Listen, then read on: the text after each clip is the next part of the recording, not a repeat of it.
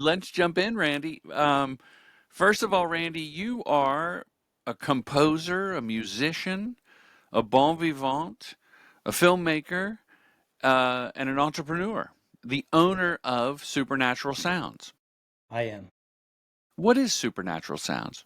Supernatural Sounds is a music library for film, television, video games. We work with social media creators. We work with podcasters. Basically, if you need music to help tell your story, you come to us. You come to Supernatural Sounds. That's it. I was bouncing around some tracks, and one of my faves was the collection. Like on your site, they're like CD covers, what we used to call album covers. While my uke gently sweeps, and the power of the ukulele, because it's simple and haunting. It is. That's the first album I wrote for film Wow. and TV. Yeah, that was the very first one, While My Uke Gently Weeps. And in so many ways, it really is, it's an homage to George Harrison because George wrote, of course, While My Guitar Gently Weeps. But what a lot of people don't know about George is that he used to carry 5 to 6 ukuleles around in the trunk of his car just in case he ever showed up to one of his friend's house and they needed to break out into a ukulele party. True story. The Traveling Wilburys Yep, could have become a ukulele band. it could have. Did Now, that I did the sound of that email just coming in, did that get recorded? yeah, it's fine. It happens all the time. I can turn it off. Yeah, please. Okay, hold on. Now, I know you have notes. I have I a do. couple of questions, and I want to start with mine, Yeah, then I'll let's turn do it it. Of over to your course. notes. We'll Yeah, talk about whatever. yeah. Walk me through the process. When a director sends you, do they send a rough cut? Do they send a treatment? Or, like, we know that some filmmakers, editors, sound editors, or just like picture editors, they'll go to a library and start pulling in, slugging in songs. Right. And maybe the director or the producers listen, and you go, I like that one, I like this one. We do it in commercials all the time. Um, but walk me through the process of what is most typical for you. Do you get a treatment? Do you get a rough cut? And then what's the first thing you do when you listen, you like get a feel for things? Yeah, so first of all, there is no path. There is no consistent path. Sometimes, literally, Jordan, if it goes the way I want it to go, if it's a film or a TV show, I get a script before anything is shot. I want access at the script stage if I can get it. Because what a script, and then from there, I love to get daily visuals, right? As people are, or as productions are shooting their dailies, I love to get those because it all helps me get inside the universe of the film or the TV show. If I don't get that stuff, if I get called in at post, which is kind of my worst case scenario, then really what I still want the script. I still want a couple of dailies, but I'm going to start with something that's relatively close to lock to picture. Usually, we're getting close to being locked to picture, and then from there, one of the reasons I like to be in early is because if you get in late, then you got to scramble, and you have to really start thinking through. It helps a lot if the production partner has already done their research on our music, right? Where they like what they hear and they say, "Give me this" or "Give me that." And as a music library, a lot of times, probably half of our work ends up being licensed just straight is out of the library. And then the other half will typically be custom. And so it's all about understanding the universe. It's the greatest act of sympathy as a creator that I believe that you can have, which is to say Sympathy, sympathy, not because empathy. not empathy, because you want to sympathetically get inside that universe and ask yourself, how can I make a contribution? What can I bring to this that would enhance the vision of the creators? And it's such an act of sympathy and of really trying to get inside their minds. That's a And real once I do knowledge nugget right there. exactly. And once I do that, Jordan, the I I have enough experience in making music that I'm going to start having ideas right away. But it's really about It's about the sympathy of getting inside the mind and the universe and the vision of what the creators are trying to create and why it matters to them, why they're passionate about it. That's what I love. If I connect at that deep emotional level, it's not as if the music will take care of itself, but it becomes a lot easier. Sure. Well, you have a rudder. That's right. You know, you don't want to be on a sailboat without a rudder because then you're just You're just wandering. not my best metaphor, but I think everyone will understand, Randy. I think they will. Now And we go go ahead. ahead. No, No, go go ahead. You're the guest. ahead. Well, what I was going to say is, once the tagline for the library, and it's kind of a tagline for my life too, music for the heart of the story, because I'm all about the story and I'm all about the heart. And if I can get that through line of really sort of tapping into the heart of the producer, the director, the creative leader, if I can get what's in their heart, I'm going to create something that deeply resonates with them. And they're going to go, wow, I love that. Just like you gravitated to, whistle while, or not whistle, while my uke gently weeps. And you're right, that is such a, I used four different ukuleles on that album. And for precisely the reason, because it is such a unique and interesting instrument. And there are so many things you can do with it. Well, it's funny. My son Ben has a film. Uh, there's a 2.5 minute version that I like better than the minute that he cut, and he and I have arm wrestled about it. And it's his short, you know, but it's about a skateboarder. And you would think like heavy rock, and you had a heavy rock track on. If I go to your site, it was on the album Badass Rock. But then I heard the uke track, and I thought, you know, that's unexpected. Like a young 20 something professional skateboarder, and he's talking about his passion for skateboarding, that ukulele could just really underscore the Absolutely. sincerity that the kid has, the passion he has for this sport. I think you're spot on. And don't get me wrong, there's room for both. If you do it No, it would have to, once he goes to skating, it's got to it's right, you got got to kick in with the badass rock.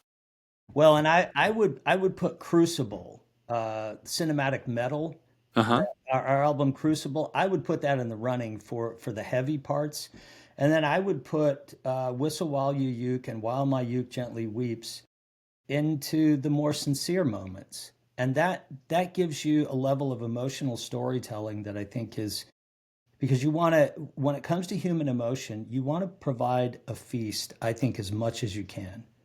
A It's all feast, about meaning more than feast. one track. Like, More than one emotion, yeah. right? Unless you just have this univocal story that's just all sad or all happy or whatever. But most human beings, as we go throughout our days, we experience tons of emotions. And so we're used to it, right? And we like it. We embrace it. It feels like a story when there's an emotional journey as much as there is a narrative journey. Right.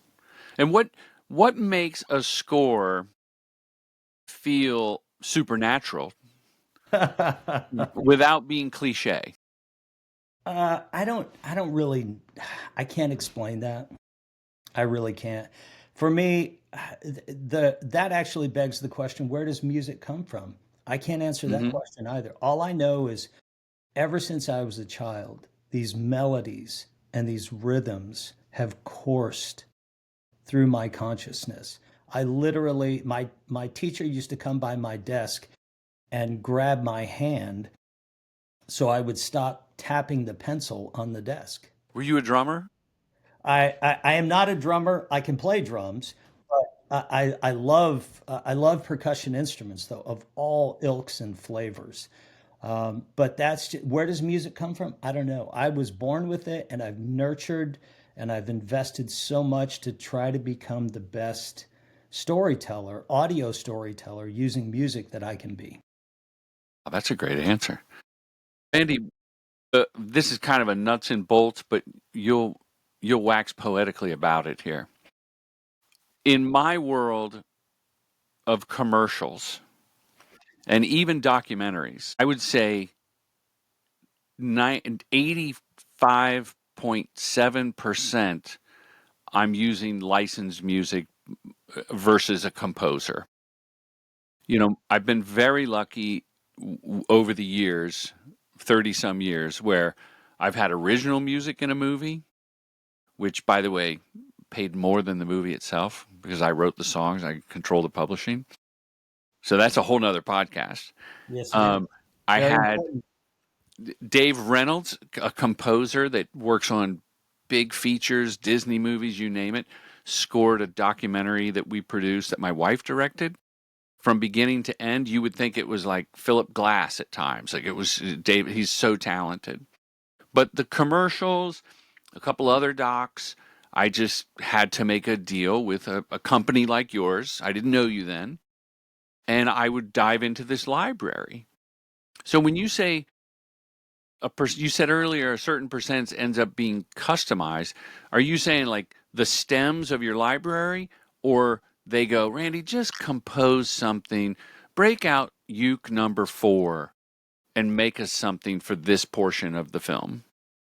So it's really like custom music composing for a project versus licensing. Right. So, and so licensing a track, an existing track, that's a fairly straightforward proposition. I said earlier it's roughly 50-50. That entirely depends on the project because if it's a television commercial, do we do custom? Yeah, we do. But on the whole, people are working with their licensing tracks because it's faster, it's more affordable, and it gets it you get right to the heart of telling that story right away. You have to wait on a custom track, but a custom track oftentimes it will really add a nice flair to it. So when I do the custom tracks though, usually I want to start my preference is that someone has listened to the library and said, I really like you just said, I like ukulele 4. And so once we know what the feel is, what I do, we keep templates, and I have all of these instruments. I have more instruments than I have room for them, which is a problem. But I keep these instruments, and I also keep sometimes floor diagrams of mic positions, Wow. right, and all of the more detailed technical stuff, so that we can recreate. On the whole, we can recreate fairly quickly what someone is looking for. But a lot of times the ask is like, well, I really like that, but it was 30 seconds too long, or it's a minute too short, right? Or I would love it if here we had a breakdown and it got really silent. There's a light bit of strumming, and then you bring it back up after the dialogue is over. No problem. That's the sort of thing. So I like to start with an existing template. It's much harder and it takes a lot longer if we're starting from scratch, right? Right. If they come to me and they want a classical hip hop piece with a Turkish timbre, wow, I can do that, but there's no template for that in our library. That's interesting. Yeah, I worked with a library. God, why am I forgetting? For this is 10 years ago. No, almost. And it was for a documentary, and I found maybe you and I were talking about this a few weeks ago when we were chatting. I found this old Civil War battle, like a sad song, but yet no melancholy, right? From the 1860s, whenever that was, and it was recorded by like a folk bluegrass artist, and it was perfect, and it made me weep, and I had to have it for the end of the movie, and it might have been by like Lucinda Williams or somebody that I couldn't afford it, Right. and I gave the track to the library, and they came back with 10. They weren't sound-alikes, but they had the same vibe. They had the same timbre and emotion. And I ended up picking one, and it worked. It worked great. And I'm the only one that knows, there's one track that's a little better that I couldn't afford. So is that sort of the process? Like a filmmaker will come to you with, uh, they want a Beatles track or a song that's not in the budget. Yeah, so let's talk about sound alikes and temp music real quick because really And that's temp what love. Put temp temp love, talk. right? Temp love is the bane of every composer unless Let's you explain temp love to the listener. okay, so temp love is when so you're in the process of post-production and you haven't either found your composer yet or you haven't figured out which piece of music you're going to use from library or whatever. And so you put a piece of music in there that you think will fit and it has the vibe and you fall in love with it. Let's just say it's a Bon Jovi track from 1988 and you love this track and you know there is no way you're ever going to be able to license it. Buddha, Buddha, Buddha, Buddha, Buddha. Thank you. Boom chicka wawa, right? Yeah, thank you. Thank you. Yeah, boom chicka wawa. So anyhow, what do you do? Right? What so many people I think make the mistake of doing is trying to get a sound alike. That's the process that you just described a It's moment ago. always going to fail by comparison. By comparison. So my advice is don't commit the sin of temp love. If you're a producer, if you're a director, do yourself a favor. If you know, especially if you know you're going to work with a certain library composer, which is what I am. I compose both for my own library. We have 30 albums in there, broad range of different styles and genres of music, but I also do custom work. So if you think that a piece or that you're going to work with a certain library, a certain composer, use their music for your temp. And even if it's maybe not the perfect fit, if you do that, you're never going to then find yourself dissatisfied with second best. And that will bug people like us, Jordan, who love perfection, who just feel like, "Oh man, I really nailed it." If you ever have to settle for second place, it's always it's a hitch in your giddy up, man. Yeah. You walk with a limp thereafter. That's an interesting approach to align yourself with the music house while you're cutting. And I know you said Early. earlier you want to read the script even before they've shot a frame. I don't know how practical that is.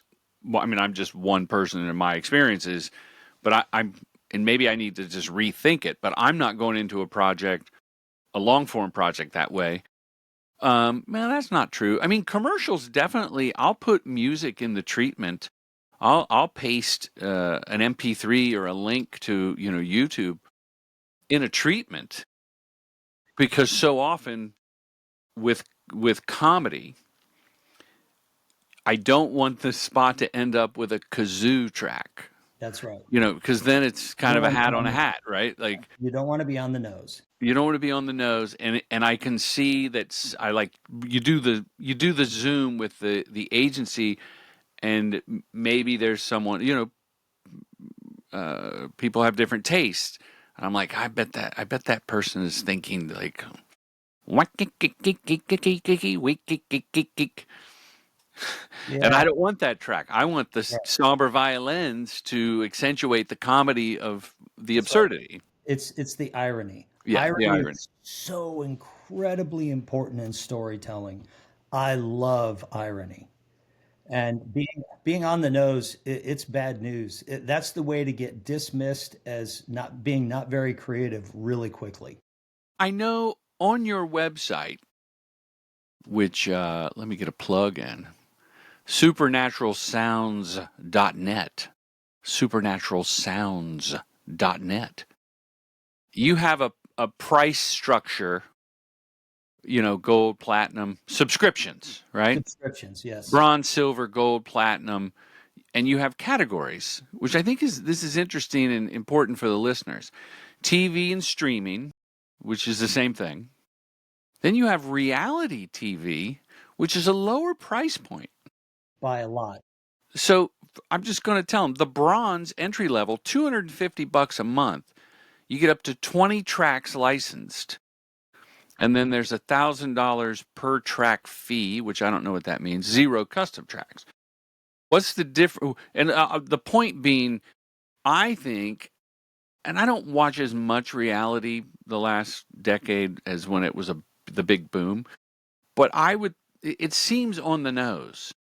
Like it seems that the music cues in reality turn on a dime from that dramatic, what's the timbali or the suspense, and then they win the contest, and it's ah, da, da, da, da. There's little finesse, and maybe that's good. Maybe that works to go from this emotion to that emotion in a hard edit.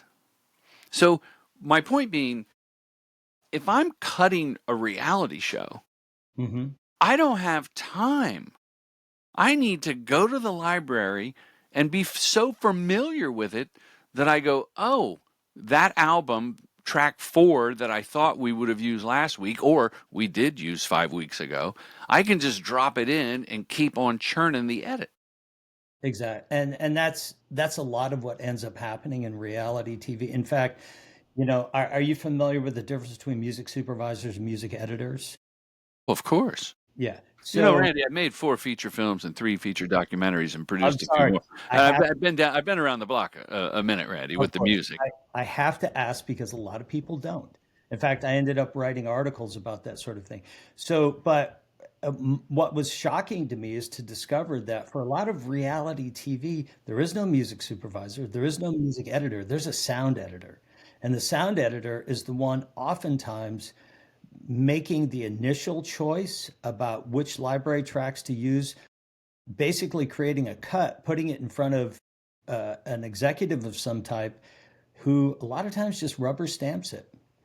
And So so they're editing sound, the and me effects, dialogue, and the music, like everything.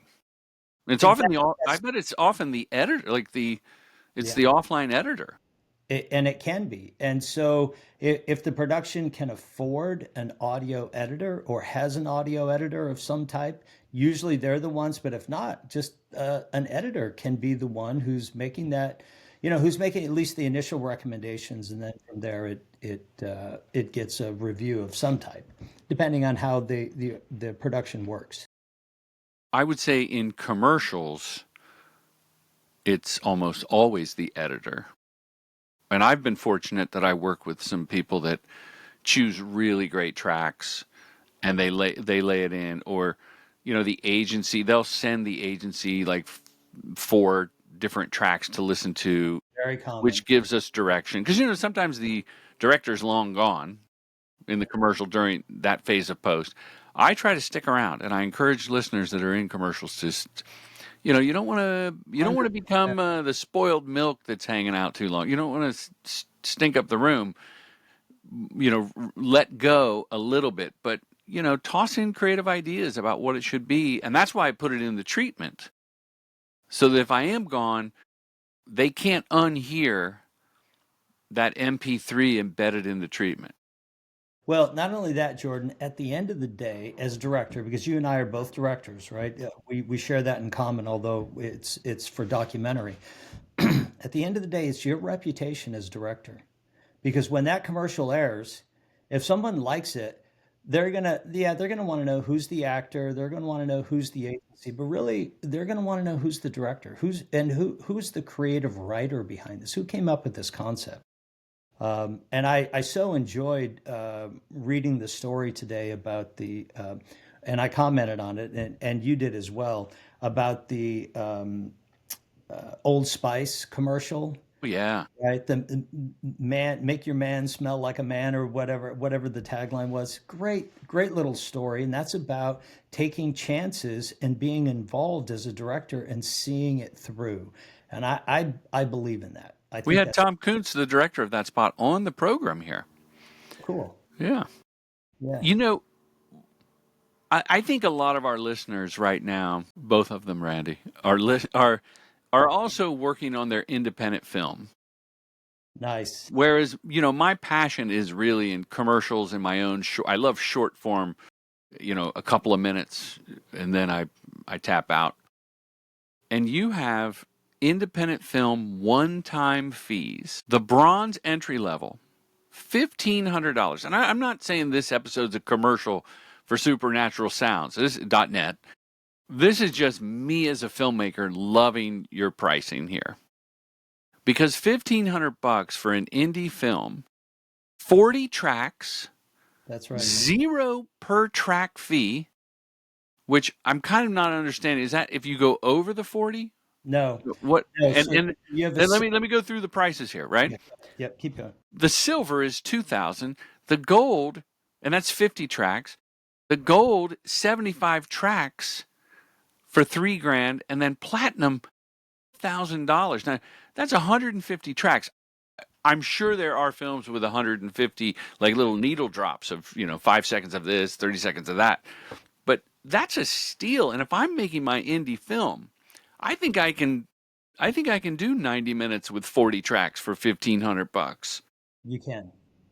And one of the reasons that we built the library the way that we did is to create that variety that allows we know we can't be a one-stop shop for everybody for all of their music needs because like for instance, we don't have hip hop, we don't have a lot of Well, I jazz. was going to ask about that. Yeah. Well, and there are certain genres we don't have, and frankly, that's a reflection of me because although I push myself creatively, there are certain things that I really don't have as much of an ear for. And so I have to acknowledge my limits as a creator, right? And so, well, eventually we will have some hip hop oriented stuff in the library. But really, what I wanted to do is to create a library. You know the old saying, what's the best pitch that a pitcher can throw? Is it a slider? Is it a fastball? Is it a curveball? No, the answer is the pitch they're confident in. Mm-hmm. And as an entrepreneur, you have to put out product that you're confident in. I stand behind this music 1,000%. I am the author, the originator, the creator. I love it. I'm passionate about it. If people don't like it, I, it wounds me deeply, but I try not to let it show.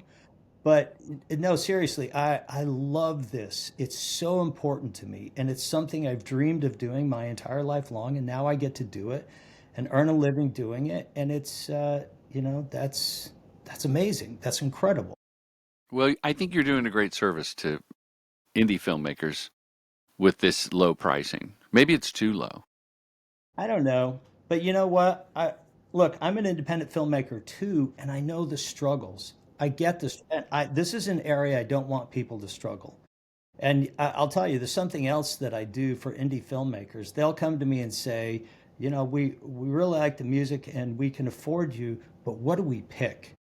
And Hmm. I love then to act almost like a music supervisor. Yeah, I was going to say you advise them on what works. do. I do.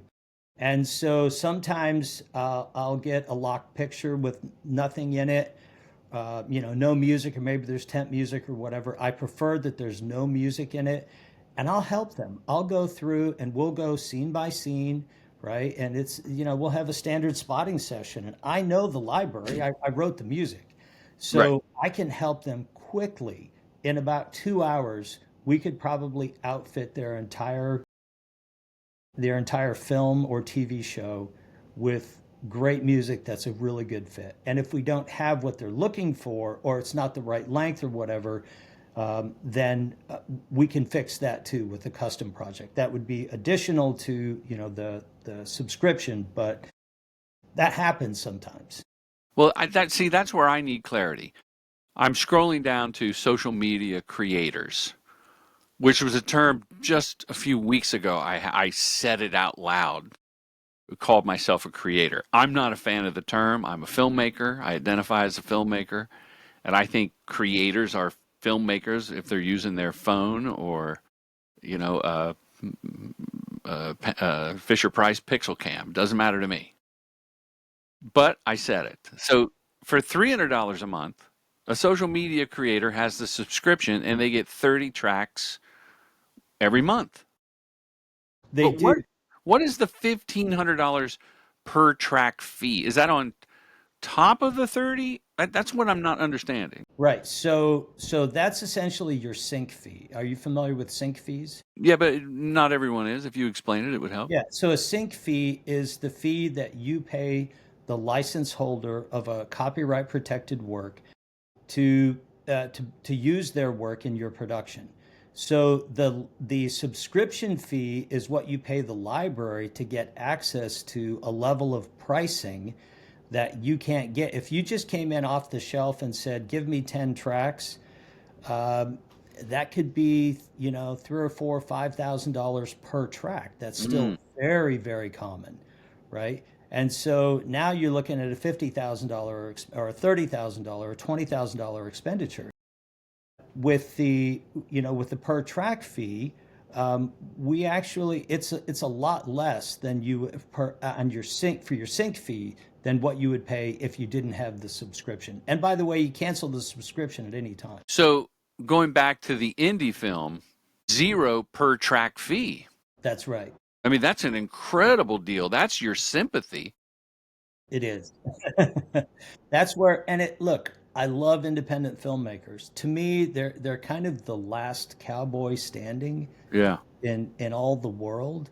To be an independent filmmaker, the moxie, the self-confidence, the belief that you have something to say and that it's important, that it's meaningful. I'm meeting today in just a little bit with an independent filmmaker who's taking a project to a few film festivals. I just attended the Austin Film Festival. I love independent filmmakers. I love helping them. I love dreaming their dreams, and I try to make it as affordable as possible. That's so nice. I just, I recently had an experience where I put in temp music from my Adobe account, you know, like Adobe within your editing in Premiere, you can browse the library. So I put in 3 tracks in a 30-second spot, beginning, middle, and end. And there was like an intro, ba, ba, ba, and then a dark pain point, you know, dun, dun, dun, dun, dun. And then the end was, here's our solution. And I Nice. was so happy as the I was editing the project, right? I was happy as editor and music editor to find these tracks. And it never came up, it never came up. But every cut we would send to the agency saying temp music, no color, temp music, no color. And there was never a discussion, and the spots were approved. And I go, hey, you know that's temp music, and they go, Well, yeah, yeah, we didn't know it was temp. We love it. And I go, well, I don't think we can afford it because I'm going on Adobe, and I don't have the whatever level of subscription that was going to be another few $100. Like it went to enterprise level. And then I would license the tracks that way. and how, just out of curiosity, how, once you looked at the tracks, what were the licensing fees per Well, the plot thickens. track? I never got that far, and Adobe didn't quite understand like the customer service was tough. I spent many a 30-minute phone call with 2 or 3 people and got transferred because my $35 a month got me to put them in, and you can license them. You can download them for yourself or for your social media. You know, you can do that with your subscription. But for the enterprise level to then be able to get a premium license, I would imagine it was a few $100s a track. Okay. And this is for a television commercial? It's not broadcast. It's social, online only, social media Okay, got only. it. Social. So Okay. Randy, I threw out an alternate track from a library service that the online post house had. They go, well, here, use our, you know, it's one of your competitors, I'm imagining. And they go, here. So I found sound alikes and I, you know, spent a day and I put a couple choices in, but everyone had that temp love. And we were approved. And I'm like, oh my gosh. So I just start Googling the names of the songs and the track IDs. And I found that each musician licensed it themselves. $129 for one, $29 for one, and one was like a quick sting, like a game show sting. That was 30 39 $49. And it was a good 90 minutes of okay, how do I find this person in Norway? And then they That's wrote right. back and and I was happy. In fact, I just paid it. You know, I just paid it and wrote back saying, "Good news, I've found the track. I've licensed the tracks." I think going through the Adobe way would have been thousands, or at least over $1,000 between the subscription, and they would have charged more. And I guess I don't have a point other than Temp Love was so powerful that I didn't fight it. I did the extra work to track it down. I love supporting the artist directly. Right. And my question was, because I don't think maybe you do this, those artists had the same song on multiple distribution platforms available for licensing. It's a problem. It's an inherent problem in the industry. And For the we, artist, for me, for everybody. for creators, because who do you license from? And how do you know who actually there's this little thing called title, right? Whoever owns title to the intellectual property actually has is authorized to license the track to you.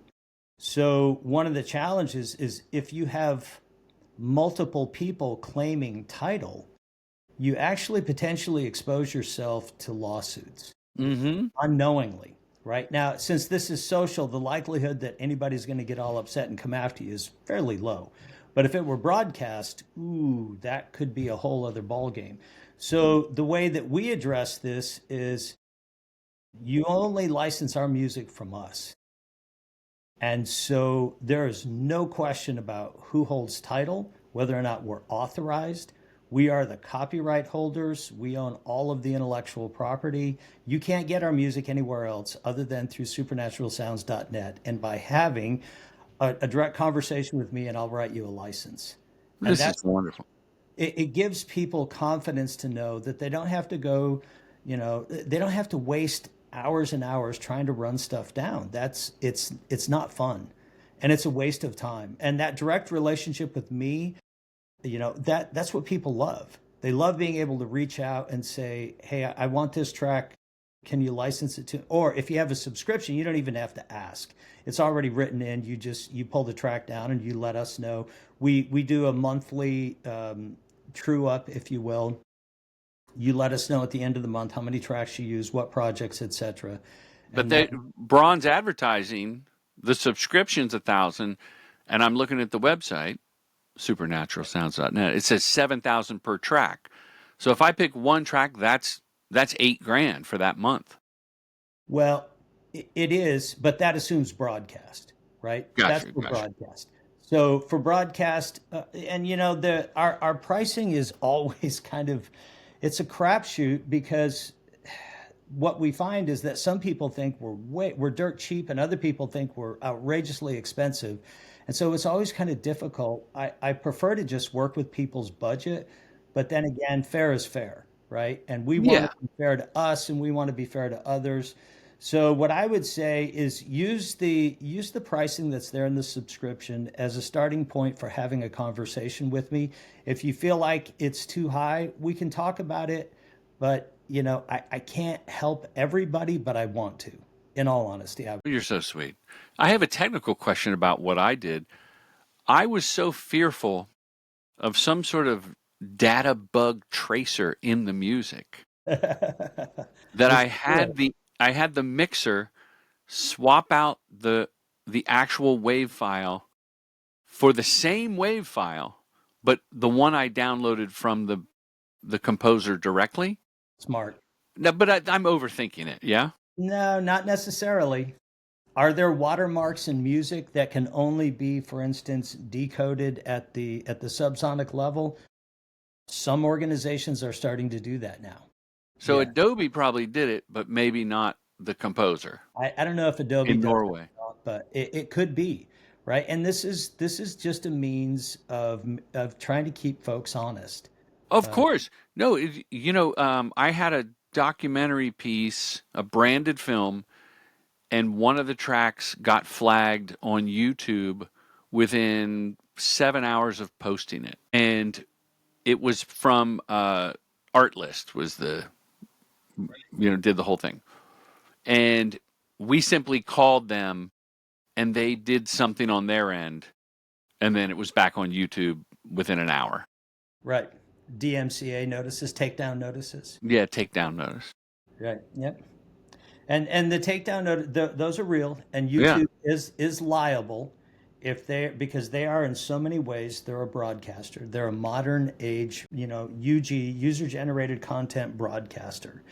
And so they can be sued. And so they do have I've been hit with the takedown notice and it was my own stuff. For your own stuff. That's funny. Yeah. Randy, I've asked you so many questions. We've got a few more minutes, but you didn't get to go to your notes. What do you got? What did we not cover? Well, how much time do we have? 10 minutes? All right. Well, so I'm going to try to go through a topic, Jordan, that I think could be, and I appreciate you asking questions about the music and about the library, because that's our library is how we fund the documentary films that we make. That's and the documentary films are my passion is documentary because I think the world needs more truth. Um, but so I appreciate you highlighting the library because that helps us make more documentary film. There's another topic that I find a lot of people obsessing over these days, and that is the rise of generative AI. Right? I wondered if you even wanted to go into that. It's entirely up to you. We could Yeah, let's hear it. we could do it on a different podcast, or we could do it in this one. That's Yeah, entirely go for it. all right. So basically, Jordan, I see this bifurcation in the world today of creative types talking about the rise of generative AI as either this is the realization of Cyberdyne systems and the robot overlords coming to make us all their slaves, or it's the greatest thing since sliced bread, and I'm now going to be an AI filmmaker and make billions of dollars doing it, right? And there seems to be this bifurcation of where there's absolute dread or absolute elation. I tend to be more cautiously optimistic. And in large part, it's because of my background and training. When I was in graduate school, I read this amazing book from Thomas Kuhn called The Structure of Scientific Revolutions. Have you heard of that book? And this is where the concept of a paradigm shift comes to play. And so that's where that language was actually coined as a paradigm shift. And when most people think of a paradigm shift, they think we were doing this over here and now we're going to do that because we got disrupted. Well, that's not quite accurate. A paradigm shift is actually when the narrative that used to explain the relationship between observable phenomena becomes inadequate. And you have to create a new narrative. So I think of science as an apparatus for generating knowledge with a library attached. In other words, a scientific method is how we generate new knowledge, new scientific knowledge, and the library is the set of stories we tell ourselves that allow those experiments to make sense. So, you know, but all of that is based on the concept, though, of a bell curve. And the reason that a paradigm makes sense is because the observable phenomena and the story that we tell ourselves, it fits within the bell curve. What happens when you start to see things that are now outside of the bell curve, when those observable phenomena become outliers? That's when your paradigm, which is the story you tell yourself about how things are supposed to work in the world, that's when Broken. it's broken and it starts to become challenging, right? So outliers are incredibly important to paradigm shifts. And the classic paradigm shift is Copernicus, right? Because he's the one who comes up with the idea of the heliocentric model that the sun is the center of the universe, not the planets. And there were all kinds of experiments and observations that Copernicus relied upon to all of a sudden have this idea that wait, maybe the earth is not the center, maybe the sun is the center. And but the other thing about paradigm shifts is that they're disruptive, they're often painful, and they also often represent breakthroughs to something new, and that something new usually contains opportunities if you know how to spot them. But so generative AI, I think there have been two major paradigm shifts in my lifetime. One is the rise of the internet, and of course, the rise of the combustion engine and automation and all of that, that predates my time on planet Earth. But I would say those are incredibly important too. But the rise of the internet and now the rise of generative AI. To me, these are two paradigm shifts. I would throw in from my childhood with those two. I agree with those two. Is the cheese in the can, that you can spread on a cracker. Like no more knives, no more cutting, cheese in a can. Go ahead. Sorry. That's all right. Yeah, and Yeah. that's a good one. So I think that generative AI represents the single biggest paradigm shift that any of us living today have ever experienced because no other technology has had the potential to disrupt life as we know it. So, for instance, very soon, we may not be able to distinguish between on screen characters who are human and those that are completely digital. I'm going to And say this is November 20th. Nano Banana Pro just came out, and I did a video using Sora on my phone with myself and Mark Cuban, and my own mother asked if I really met him. Like my own mother. Now she's a little older. She's very lucid and sharp and funny. And I love you, Mom, even though she never listens to this podcast. But she thought I really met Mark Cuban. that's cool. And people asked me the other day about something. I'm skateboarding down a hill, and they're going, "You should wear a helmet." So I think we're 92% there, and as of today, it's even better. So how does that affect things? Well, so here's what's interesting about that. World leaders can now be made to say outlandish, Sure. potentially life-ending things by way of a 14-year-old puppet master in a bedroom somewhere who has access to these powerful Gen AI platforms. With deepfake, we experienced some of that when deepfake came out like 5, 6 years ago when it got good. And this is unprecedented in human history. We've never seen that. But before I talk more about this, I want to make this important distinction. Most people say AI is going to destroy us or AI is going to save us. And I don't think that's accurate because there's a really important difference between AI and generative AI. And I think this is a distinction that people gloss over, and I think that's a mistake. AI as a technology has been with us for a very long time, and I Sure, the call it 50s, right? I mean, it's supercomputing. supercomputing. And what AI was always known for is its ability to find the needle in the haystack.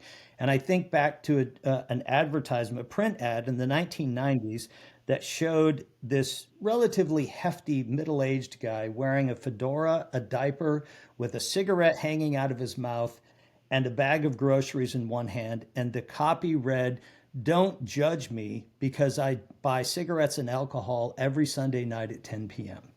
Right? This is all about data marts because data marts, what they were able to do is to find relationships between observable phenomena, like in consumer phenomena, like the fact that this person buys cigarettes and alcohol and diapers at 10 p.m. on Sunday night.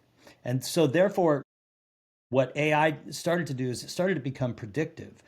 But generative AI is new and it's completely different, even though it draws on the same framework. Gen AI doesn't create. That's the most important thing I want people to walk away from. It sort of reiterates. It I call it a recombinant. it samples. It recombines in new and interesting ways works of art and other things that most humans would never have thought to integrate. It's a recombinant, it's not a creator. And so to this day, only humans can truly create. And that raises a really important question. Will generative AI put creators out of business? I put odds at 10% that that's going to happen. Gen AI is definitely going to be a disruptor, but it will also, I believe, be an enhancer of human creativity and flourishing. The threat is real, right? The deepfake threat and other threats, the ability to no longer distinguish between that which is real versus that which is fake or digital or manufactured. That's very real. But so are the opportunities to use this technology for business advantage and human flourishing. And I think, in answer to the question, will generative AI put creators out of business? I think there's one really important thing to remember. Filmmakers and commercial directors are part of an ecosystem, right? And that ecosystem matters. And so, what does science teach us? Well, when you modify one element of an ecosystem, it can impact the entire ecosystem like a virus. And here's the important thing to remember: commercial directors are tastemakers and cultural influencers when they thrive, when they do well. The people create creators, commercial directors create worlds that people want to inhabit, like that, like the Look old at your Spice. man, look at me. Yeah, look back Yeah, at your man. look at your man, look at me. That we laughed about that in my house for weeks on end, Decades now. decades. And So to your go ahead. no, go ahead. Well, I was going to say that those were those special effects with the horse, the ingenuity and the craftsmanship of it's all one shot with some CG in it. You could make it with AI and it would, let's say it's real in 4 months you could do the whole thing, but where's the idea from? And there's a lot of agency guys and gals and thems that say, look, don't use it to ideate, use it as a sounding board or a sketch pad, but the idea has to come from us to be original. So when I Exactly. saw this Nano Banana Pro this morning, I sent it to my boys who are creative. Jake, is a writer and he edits the show. Ben's a filmmaker. And I said, use this tool to learn and then make something different. Then go make it with humans. And I posted that on my Instagram this morning too. This is not to scare us. There are warning signs about, you know, having Bernie Sanders say, "I support Trump." Like, that you can, and people will be shocked, and it'll take off for a day until someone debunks it. But this guy, real quick, he took a photo of himself from a still frame from his interview, and had this AI dissect the lighting setup he used. And the guy made like a not a cartoon, but almost, if you remember Dire Straits video people, like block cartoony people Right. with the overhead schematic of the lighting, and the guy who made the shot said that's exactly what it was. So this tool that it's learning from all the greats. And I realized about a year ago when I started playing with Midjourney, I got to bone up on my art history because Exactly. I want my input to be there. If I'm going to bring it back to music, if I'm going to use AI then I got to study some classical stuff to make the hip hop track with the crazy Mozart beat. So it scares me for in the short term for disrupting the amount of jobs in the ecosystem that we can do more with less people and somebody's going to get killed by friendly fire. That is somewhat of an existential crisis of, and I post my AI, and my LinkedIn profile photo is AI. If I wanted to do that in real life, get a set, get a photographer, get a wig, get the costumes, get a body double, like it just wouldn't have happened. And a lot of people would say, well, you're part of the slop. Just because you make it just because you can? And I say yes, I have fun. To me it's editing and now generative AI are kind of like golfing for me. I don't golf, but I find it very relaxing to create, and I'd rather create than consume. But you make a great point, Randy, that it's all a pastiche, it's all sampling from previous stuff. How will the creative mind use that to make something new? That's exactly right. And as a it's the most powerful recombinant that we have ever witnessed because it digitizes physical objects in the world in a way that's never been done before. And it can recombine them in ways, physical and audio objects that, and so, but the question, how do people not get put out of business? I don't know if I have all the answers to this, but I want to remind, especially commercial commercial directors as well as filmmakers, that as cultural taste makers, you're part of an ecosystem that needs you. That ecosystem probably will not thrive very well without you. And I'm going to give you a specific example.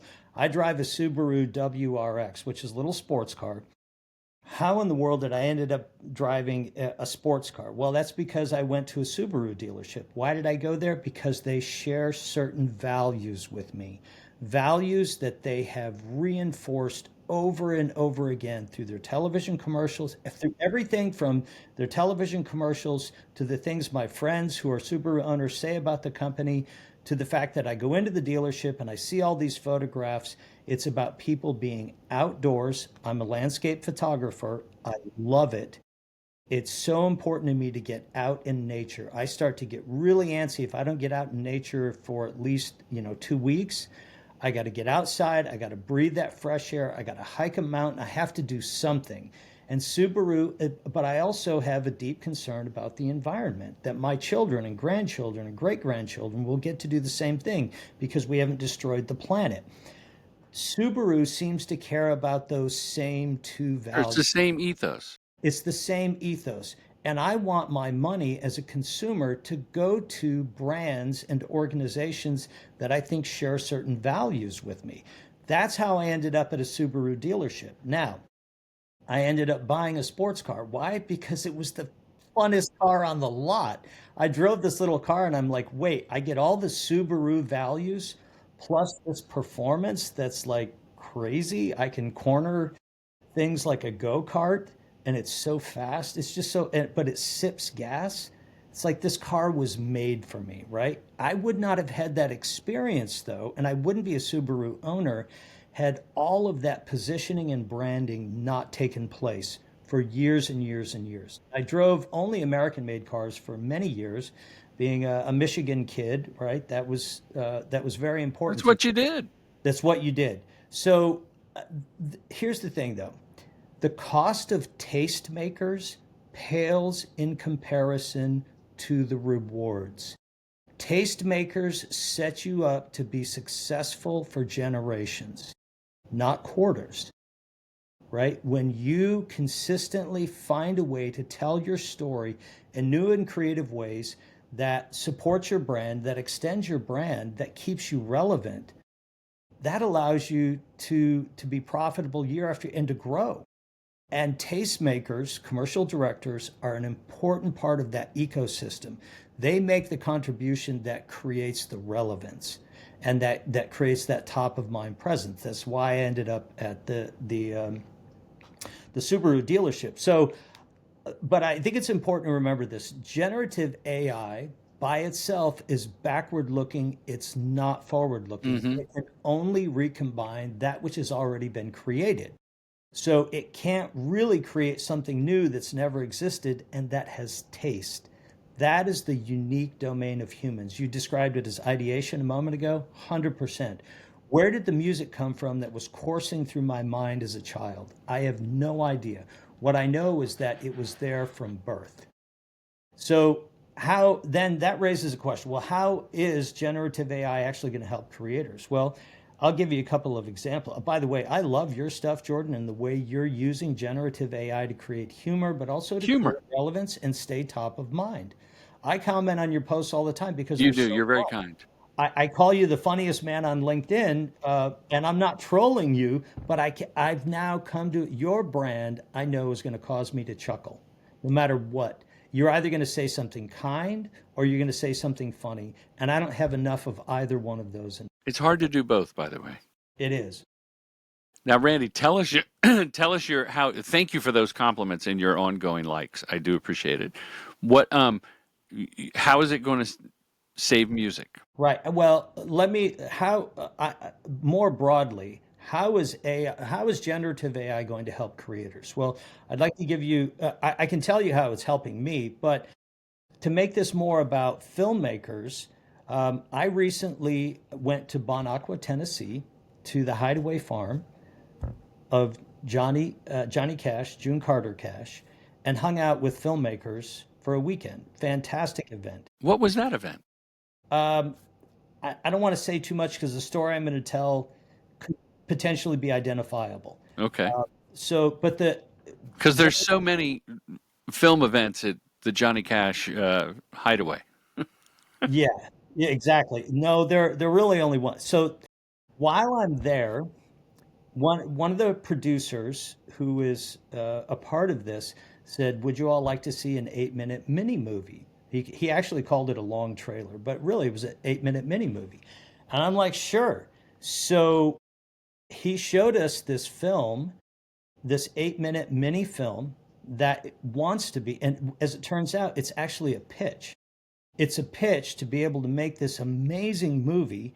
And they used generative AI for the vast majority of the scenes because they didn't yet have funding. And when asked why are you doing this, he said, well, the problem in Hollywood is that you become known for one thing. And Yeah. nobody wants to fund you or believe that you can actually do something else until you show them.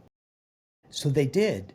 They showed they showed their abilities as storytellers, and they used generative AI to create these scenes, to create this world, and it was amazing. Did it look like generative AI? It did. But could all of those scenes be swapped out for real human characters and real sets and Yeah, proof lighting? of Yes. concept. It's excellent for proof of concept. It's amazing, right? And so, and also I go to Christina Archer's work, right? Who you had on the show Yeah. recently, right? That she's creating worlds that are straight out of some Lewis Carroll novel. It's like Alice in Wonderland, this giant, Hmm. what was it, strawberry shortcake with a character lying on top of it in the sunlight, having the best day of his life. I'm like, where does this stuff come from? But She's amazing and has reinvented herself. Not not so far from each version. She was on the podcast, and I think she said it's like Christina 3.0. right, I And love so that. each is a reiteration of the building upon what she was doing before. And creatively, like, wow, to shed your skin and come out of that chrysalis butterfly. And so, if I use generative AI for music, I could send you the track and go, I know this isn't complete, but could you, the composer, do something in this vibe? And the answer would be maybe, right? It all depends on, that's why we have templates Hip hop. because I'm going to drag you into hip hop. If you put the funky drummer beat behind a ukulele, that could be you have cool. it could be very cool. That could be very cool. So I believe that we need some guardrails for this, for generative AI. It's going to disrupt. It's already disrupting. But the question is, how deep does the disruption go? Well, I think if we get some guardrails in place, I think it will lead to human flourishing and thriving. It won't diminish us. So what does that look like? Well, first, creators who own IP need to have need to deliver consent before Gen AI systems ingest their copyright protected works. If it already exists in the public domain, if it's Bach or Beethoven, they've been dead a long time, their music is in the public domain, train AI on that all you want, right? But if you come and you ingest my music and I didn't authorize that, am I going to be upset about that? You better believe it, Yeah. right? And the other thing, though, and I did get an offer just the other day. Find when creators are paid before the Gen AI systems ingest their work, right? I was offered today. This morning I got an email for any un it wasn't unclaimed. What do they call it? Footage. They wanted video footage to train AI. Absolutely. So, I mean, if consent and payment are forthcoming before works are ingested, that's legit. That's legit, and that will stand up legislatively. That will stand up in courts. That's legit. The other thing, when the content that gets created is recognized as a class of its own, Hmm. right? This is what, and this because people have asked me, what do you think generative AI is likely to do? For right now, I think it's likely going to be a great ideation tool. It will assist in production. A lose result, though, is if it begins to replace that which is distinctly human. then we lose. So, but that being said, could generative AI, for instance, have its own Oscar? Generative AI film of the year is blah, blah, blah. Of course, as long as we Like call animation, it like like documentary, it could be a category. it could be a category. And as long as it's called out, and as long as everyone, as long as there are no illusions about whether or not it's human or whether or not there are actors or whether or not a writer, an Hmm. actual human writer, wrote the script, I'm actually good with that. I think this could be one of the most interesting and one of the most creative new opportunities that we've ever seen. And I can foresee a day when a director will win an Oscar for a Gen AI movie. Well, there's the yes, and there's the found footage festivals where you make something out of found footage. There's, horror movie. There's genres. It could be a genre. I have talked too much about the hybrid approach. My wife shot a short film yesterday and the day before, and they need a drone shot. And the actress, who actually is a licensed drone operator, is in the shot. So how are we going to get the shot? And I said, well, I can easily generate that from AI, trained on the wide shot on the ground. Like that, I know I can. I think it's a plug and play uh, preset on one of the With websites. Sora, or what tool did you use? Sora on the Higgsfield site, they have Sora, Nano Banana, Wayne 2, I think it's called, and those come and go. And you can find Sora on so many different platforms. There's websites are now aggregators for different models.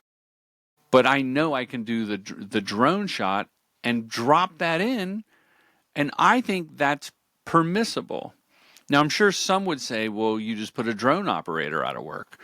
You know, last thing, and then I got to wrap up, Randy. I have one last question for you.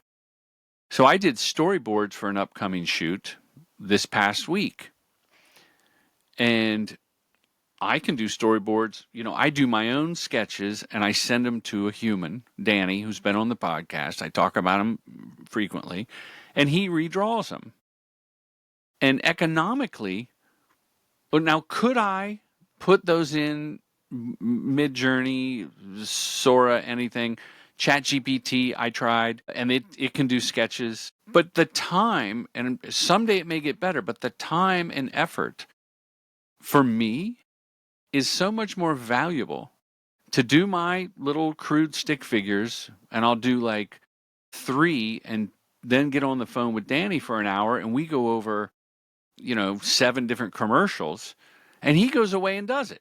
So my time investment is so much more rewarding because and I'm having an exchange with him. Now you could argue, well, your chat GPT says, do you want me to do this? Do you want me to do that? But I'm talking to a guy that I enjoy working with. We're going back and forth. We've talked about AIs for 2 years now as we work together. And then, Randy, I did something crazy. I said, Danny, I'm going to send you something the agency did.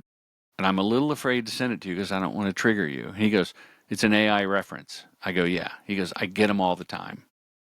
So the agency had done a reference shot. And this happens a lot in boards I see, have Sure.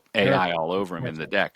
Right. And I sent it to Danny, the storyboard artiste, and the staging was wrong. The people kind of looked like there was so much that wasn't finished. And I think on the agency side, they want to cut off the diminished returns of how much time do they put in. Here's the idea, and so the human is going to deliver me something faster and better at the end of the day. I completely agree. And here's my message to creators. Embrace Gen AI and Embrace.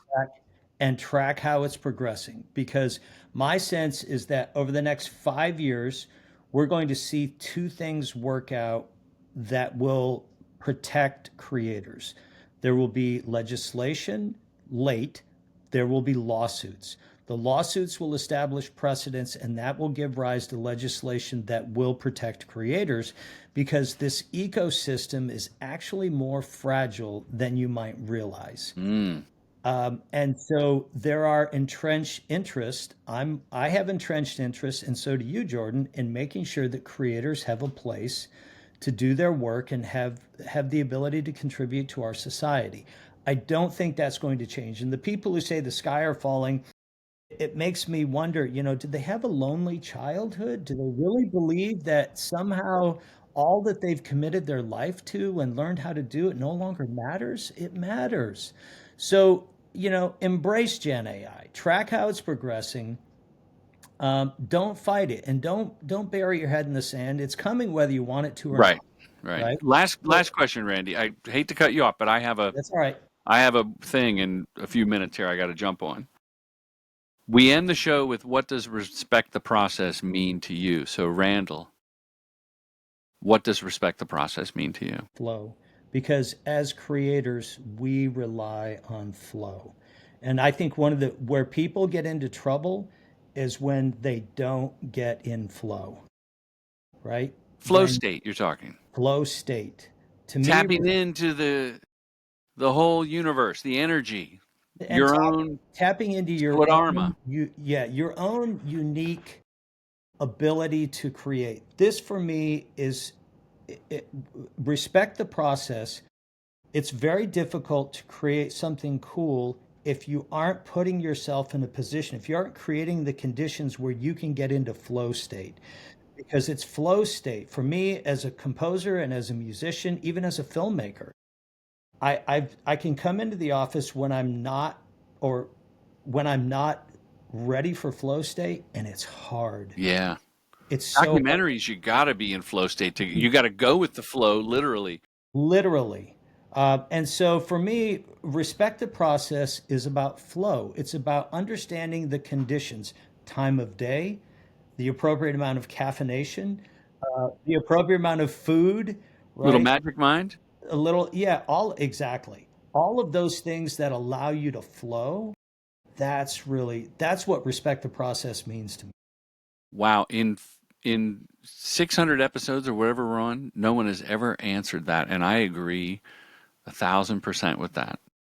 That and it feels so good, and when it's the I call it the no look pass in basketball. It's jazz. It's you got the team going. You're firing in all cylinders. I love that feeling, And Randy. for me, Jordan, Yeah. I know I'm in flow when I can close my eyes and play an instrument. That's it. What would be the go-to instrument? Stratocaster. Oh, I thought you were going to say ukulele. Uke too. I love uke, but no, for me, it's probably going to be a Strat. The Strat. Wow. Randy, thanks again. The website is Supernaturalsound.net. supernaturalsounds.net. That's with an S on sounds, plural. Randy, thank you for your insights. Great stories. Really appreciate you. And we'll have to do a follow up on more of your notes on a follow up podcast. Love it. Thank you, Jordan. Really Thank appreciate it. you. All right. Take care, my friend.